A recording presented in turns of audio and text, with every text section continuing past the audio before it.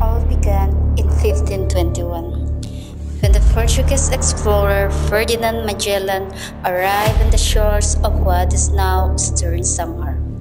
Under the flag of Spain, thought his journey would end in Mactan. It marked the beginning of more than 3 centuries of Spanish rule in the archipelago. When war erupted between the United States and Spain, hope flickered in the hearts of the Filipinos. The Americans arrived, bringing ships, soldiers, and the promise of liberation. A victory came with a price. The Filipinos rejoiced, believing freedom had finally been won. Yet, in the shadows of triumph, betrayal waited. Instead of granting independence, the United States claimed the Philippines as its own, purchasing the islands from Spain for $20 million.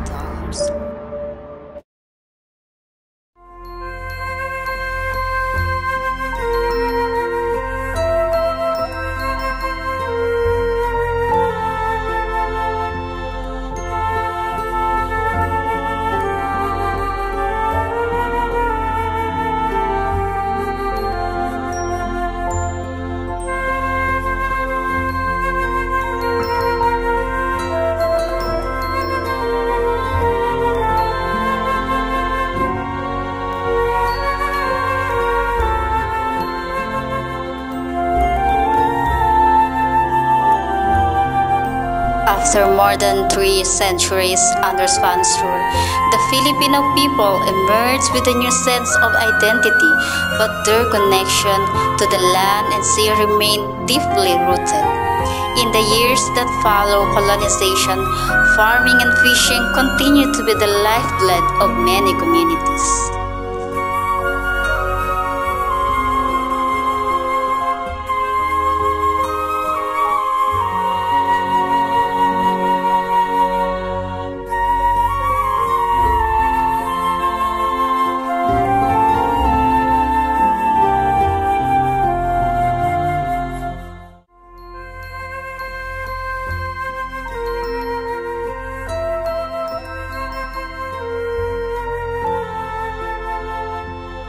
Maria, halika na nga. Mag-aanip pa tayo ng ating pananim.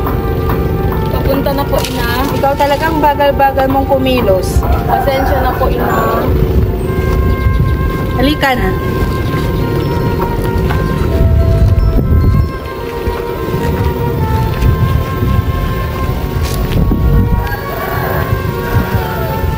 Farmers returned to their fields, cultivating rice, corn, and sugar, now with renewed hope and hard-earned freedom, but still facing the struggles of the land ownership and poverty.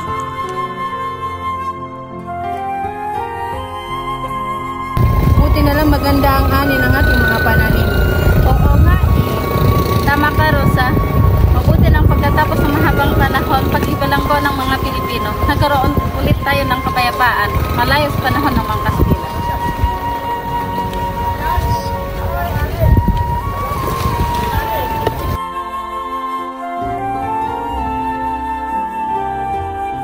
Along the shores, fishermen carried on the traditions of their forefathers, battling the waves and the uncertainty of its catch, relying the bounty of the sea to provide for their families.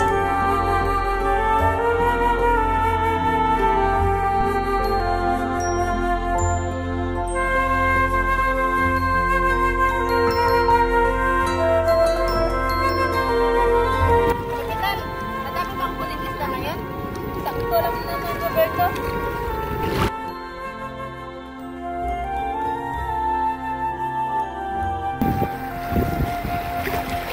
Ama!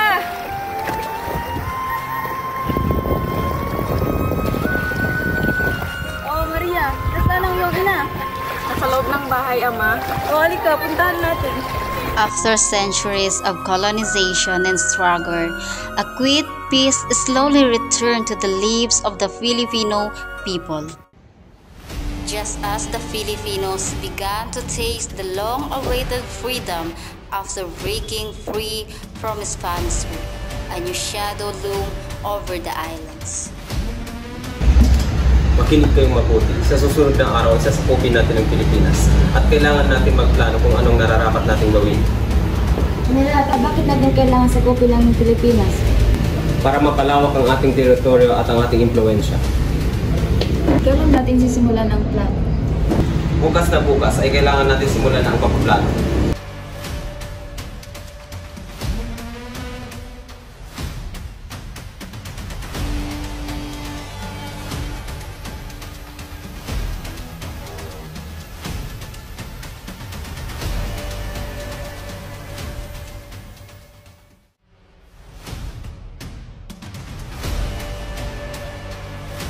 Ito ang plano natin. Sa pagsapit ng ika-25 ng Abril, taong 1878, tutungo tayo ng Pilipinas at dadaan tayo sa Manila Bay at saka tayo lulusog. Sa tingin mo ba nila magwawagi tayo sa ating mga balak? Oo, magtatagumpay tayo sapagkat mahina lang ang Pilipino, wala silang ipanglaban sa atin. Samuel, simulan ang pagtipon ng ating tauhan para masimulan ang ating balak. Susunod, General.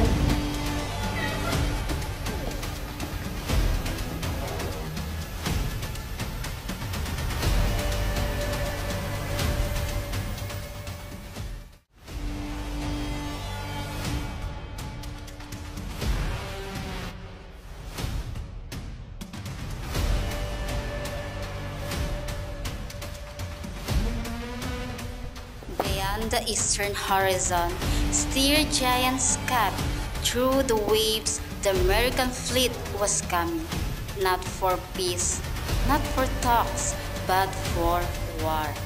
And the Philippines, unready and uncertain, stood in the crosshairs of a storm it could no longer outrun.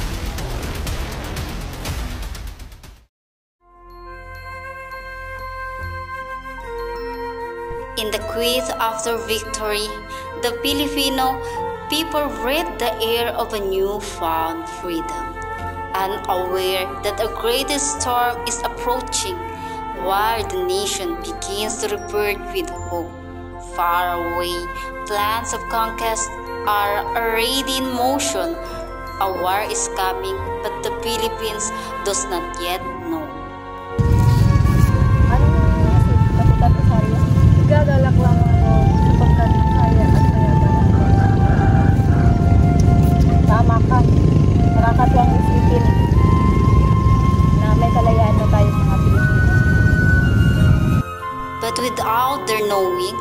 peaceful life and simple life is just a temporary.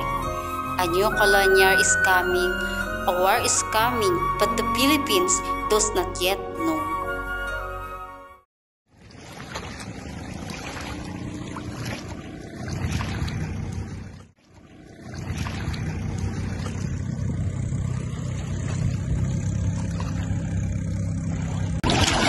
Mga kasama, tingnan nyo! May nanulapit na barko! Oo nga!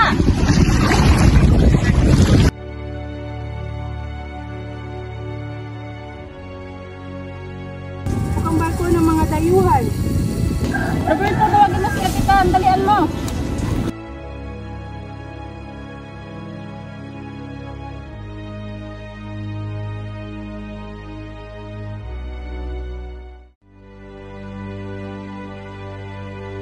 Kapitan! May parating barko ng mga dayuhan!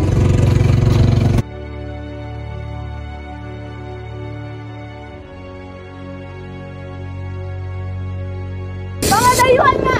Mga kasama, magsihanda kayo sa anumang panganib na magparating!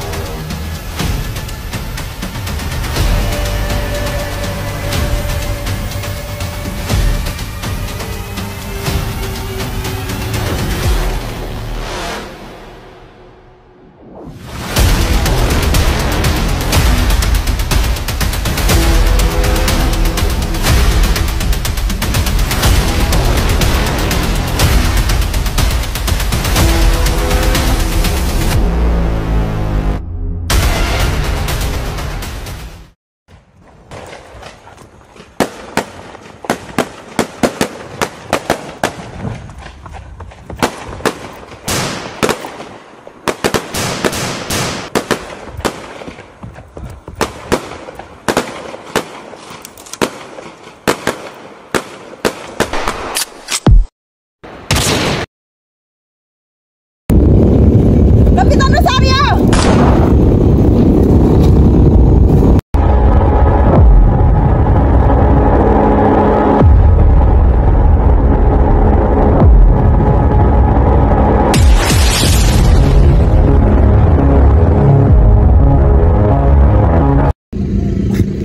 Paano mo protektahan ang Pilipinas sa isa kang mahina?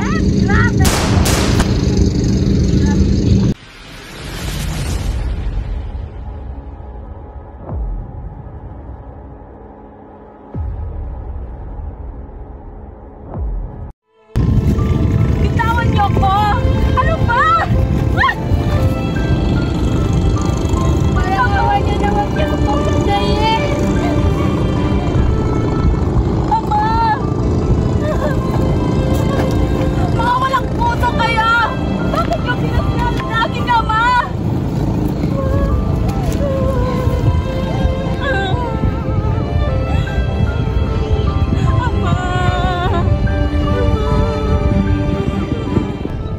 Makinig kayong mabuti, kayong mga Pilipino, sakop na namin kayo. Kaya huwag na kayong magtatangkang tumakas dahil ipapatay namin kayo.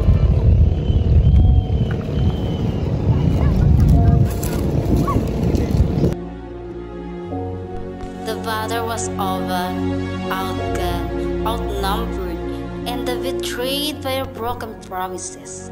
The Philippines have fallen. What began as a fight for independence ended in the shadow of a new conqueror. The Spanish flag was lowered, and the American flag waved proudly in its place, promising education, progress, and democracy. The United States began its truce, marking the start of the American colonial period.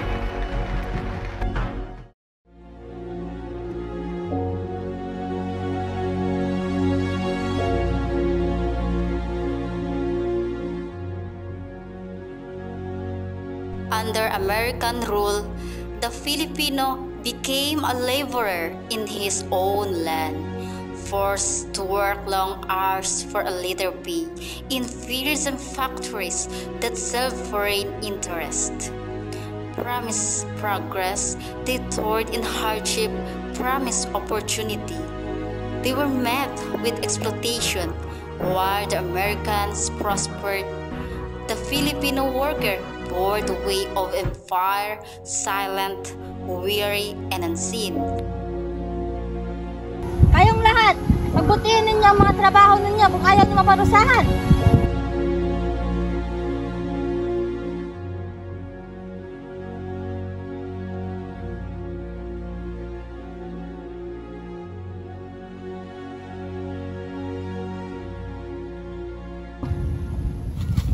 Ang lulupit nila sa atin ngayon, wala na si Kapitan, wala na magtatanggol sa atin.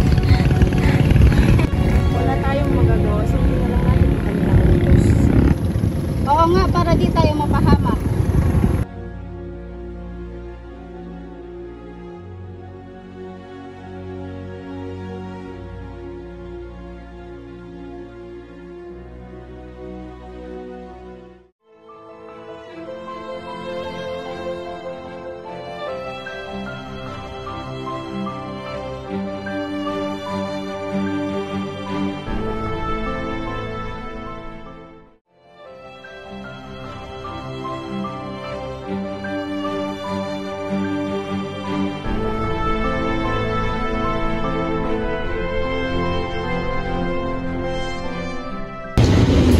Ito, pamigay alam sa mga Pilipino ang aking kautusan. Para saan ang kautosan na ito? Asaad sa pamilya na yan na kailangan nila magkaroon ng edukasyon, bawat kalakihan at kapapalitan. At kayo magmadali dapat magbigay alam sa kanila ang aking kasulatan.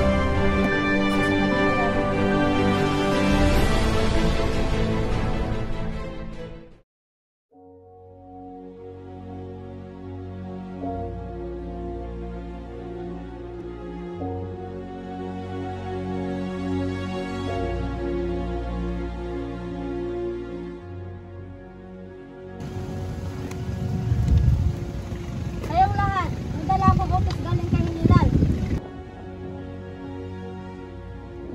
Ayon sa utos niya, kailangan nyo magkaroon ng edukasyon at may darating na guro dito upang turuan kayong mag-aral.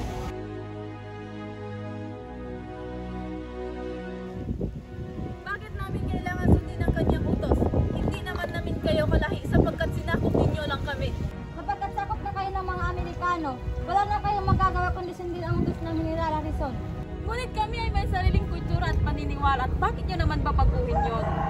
Huwag na kayong tumoto sa utos ng General, kapagkat sakop na kayo ng mga Amerikano.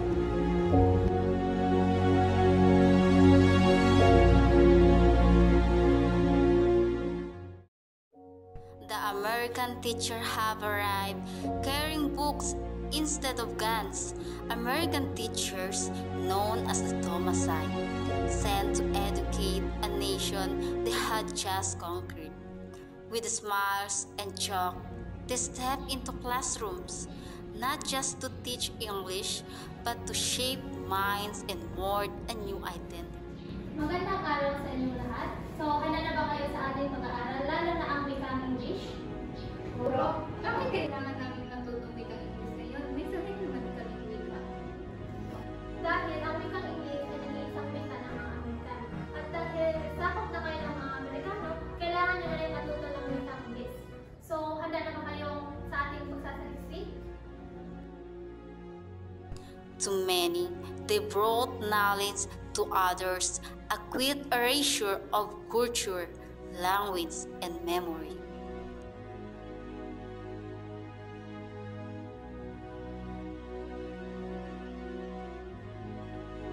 With every lesson taught in English and every star-spangled banner raised, the Filipino identity slowly began to change.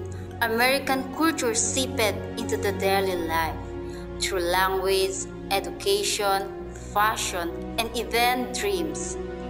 A new way of speaking, thinking, and living to reshaping a nation one rich in its own traditions.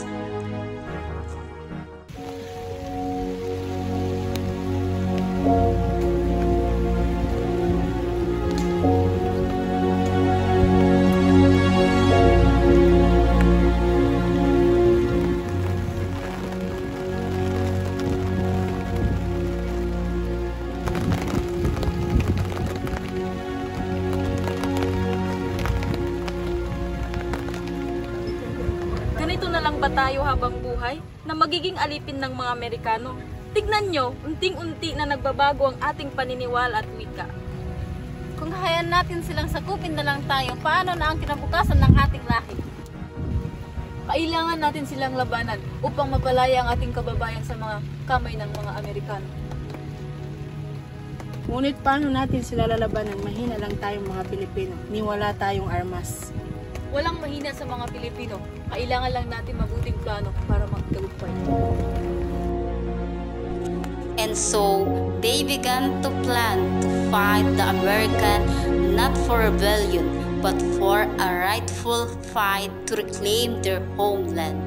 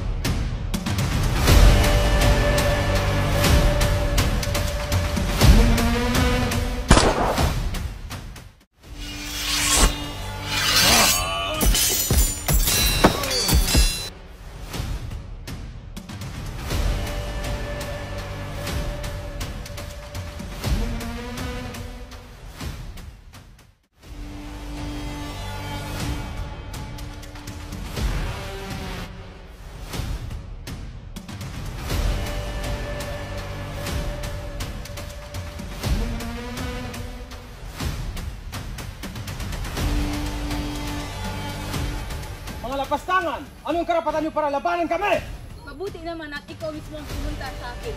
Oras na para siliin ang para sa nararapat ng Pilipino. At sa tingin niyo ba magwawagi kayo? Ikaw na lang ang natitirang nabubuhay sa mga kalahibo.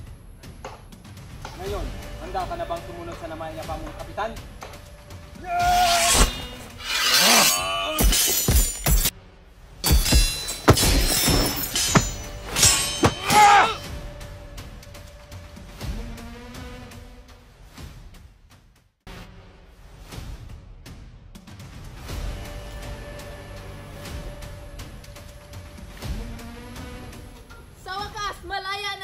Pilipino! Mabuhay ang Pilipino! Mabuhay ang Pilipino! Years of struggle under American rule tested the courage and endurance of the Filipino people. Through the road to freedom was long and marked with sacrifice. They never lost hope. Through education, resistance, and unity, they rose stronger, wiser, and yearning. And when the time came, they claimed what was rightfully theirs. At last, the sun shone on the free Philippines, a victory not won in a single battle, but through the unwavering spirit of a nation that refused to be conquered. For 11 years, the Philippines will govern themselves under American sovereignty and then will have complete independence. President Roosevelt certifies the recently adopted Constitution. America's pact with the people of the new Commonwealth, who are represented at the ceremony by Manuel Quezon, Philippine independence leader. I am happy to state that the Constitution submitted to me on behalf of the Philippine Constitutional Convention for certification under the Tidings-McDuffie Independence Act conforms with the provisions of the Act. The members of the Convention are congratulated on the satisfactory completion of a task so important and so significant in the life of their people. In the event of ratification of this Constitution, the authority granted to the Commonwealth government will permit exercise by the Filipino people of general control, subject only to a few important exceptions of their local affairs. And so, Senor Quezon, I congratulate you. Mr. President, I want to express to you the thanks of my people. Tayong mga nagkakatipon, nagsilagda sa lupa nito, ay pinahayag natin ngayon at pinasisinayan sa pangalan ng buong Pilipinas ang ating karapatang makapamuhay ng malaya at nagsasarili. At ngayon, hawak ko na ang watawat na aking winabagayway sa harap nitong kapulungan at nanunumpa naman tayong lahat ng buong taimtim na ito'y mamahalin at ipagtatanggol hanggang sa kauli-uli ang patak ng ating dugo.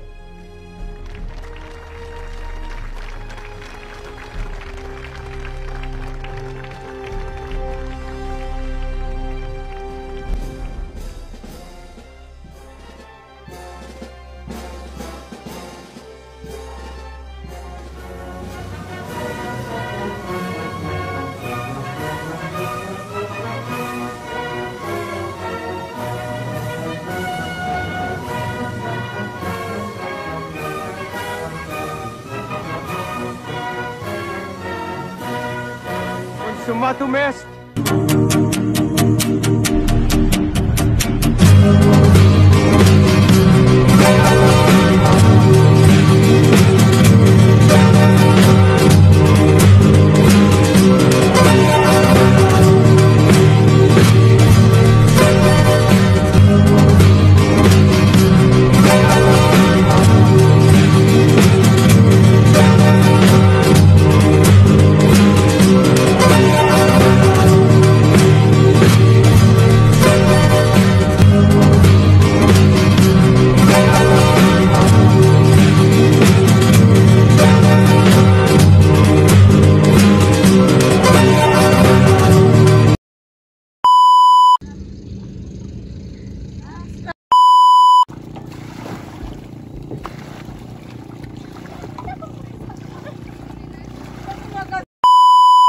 Mga dayuhan nga! Mga kasama! Maghihanda kayo sa anumang mga dindabang darating! Ayon sa utos niya, kailangan niyo Ang lulupit nito sa atin. Wala na si General. Bukas, kailangan natin simulan ng plano. Ikaw na yung nag-iisang nang mabubuhay.